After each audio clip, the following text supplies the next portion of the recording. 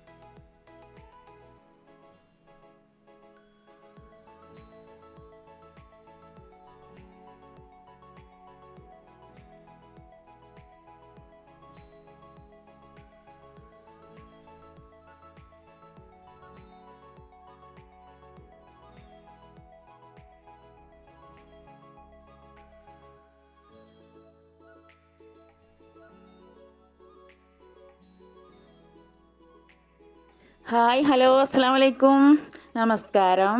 Welcome back to my YouTube channel. എല്ലാവർക്കും സുഖമാണെന്ന് വിചാരിക്കുന്നു കേട്ടോ. ഇന്ന് നമ്മുടെ ഒരു ഡേ ഇൻ മൈ ലൈഫാണ്. എല്ലാവരും വീഡിയോ ഫുള്ളായി കാണണം കേട്ടോ.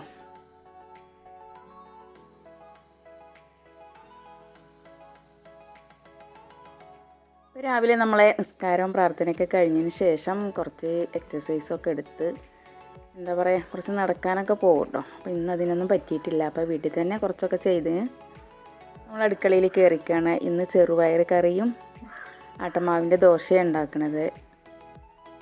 നമ്മളെ ബ്രേക്ക്ഫാസ്റ്റൊക്കെ കഴിഞ്ഞ ശേഷം തേങ്ങ ഇട്ടിട്ടുണ്ട് കേട്ടോ ഇന്നലെ.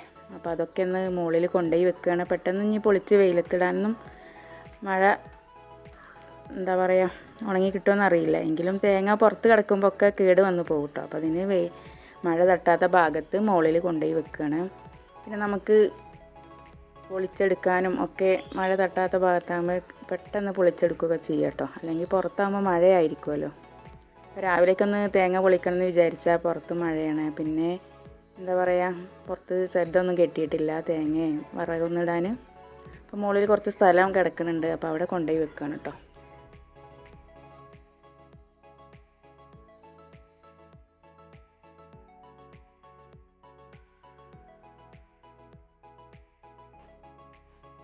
അതൊക്കെ കുറച്ച് തേങ്ങ കൊണ്ടുപോയി വെച്ചിട്ടുണ്ട്. കുറച്ചുകൂടെ ബാക്കിയുണ്ട് കേട്ടോ. അപ്പം നീ വൈകുന്നേരം ചെയ്യാമെന്ന് വിചാരിച്ചു. അപ്പോഴേക്കും നമ്മുടെ ഊണിനുള്ള ഒരുക്കങ്ങളിലാണ് കേട്ടോ.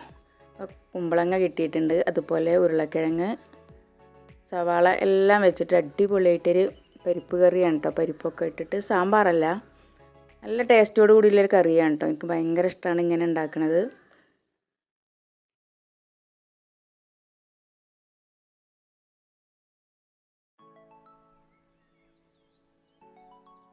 ഇപ്പോൾ പച്ചമുളകും വെളുത്തുള്ളിയും മഞ്ഞൾപ്പൊടിയൊക്കെ ഇട്ടൊന്ന് വേവിച്ചെടുത്തതിന് ശേഷം പരിപ്പും കൂടെ ഇട്ട് കൊടുത്തിട്ടുണ്ട് കേട്ടോ. പരിപ്പും എല്ലാം കൂടെ ഒന്നിച്ചൊന്ന് വേവിച്ചെടുത്തതിന് ശേഷം നമ്മളതിലേക്ക് ചെറിയ ജീരകവും തേങ്ങയും കൂടി ഒന്ന് അരച്ച് ഒഴിച്ച് കൊടുക്കുന്നുണ്ട്.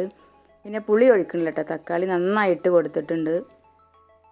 അതൊക്കെ വെന്ത് ശരിയായിട്ടുണ്ട്. അതിലേക്ക് നമ്മൾ ഉലുവ ഇട്ട് ഒന്ന് പൊട്ടിക്കുകയാണ്. ഉലുവ പൊട്ടിയതിന് ശേഷം നന്നായി കടുക് ഇട്ട് കൊടുക്കുന്നുണ്ട്. ചെറിയ ജീരകവും കൂടി എണ്ണയിലേക്ക് ഇട്ട് കൊടുത്തിട്ടുണ്ട് കേട്ടോ. നല്ല മണവും രുചി ഉണ്ടാവും.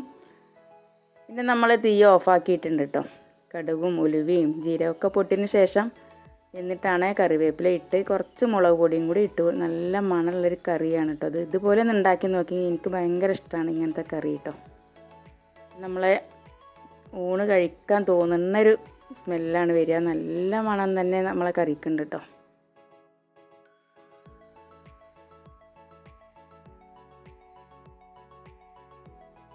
കറി ഉണ്ടാക്കി അതുപോലെ പപ്പടം പൊരിക്കുക ചെയ്തിട്ടുണ്ട് കേട്ടോ. അതിന് ശേഷം നമ്മളൊന്ന് പുറത്തൂടെ ഒന്ന് നടക്കുകയാണ്.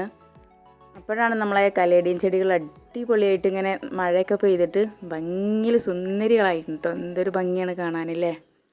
എനിക്ക് ഭയങ്കര ഇഷ്ടമാണ് കേട്ടോ. ഇവരെല്ലാം ഓരോ ചെടിയിലും ഓരോ പുതിയ പുതിയ ഡോട്ടുകളും കളറും ഒക്കെ ഇങ്ങനെ വരുമ്പോൾ വ്യത്യസ്തമായ കലേഡിയൻ ചെടികളാണ് കേട്ടോ ഇതൊക്കെ.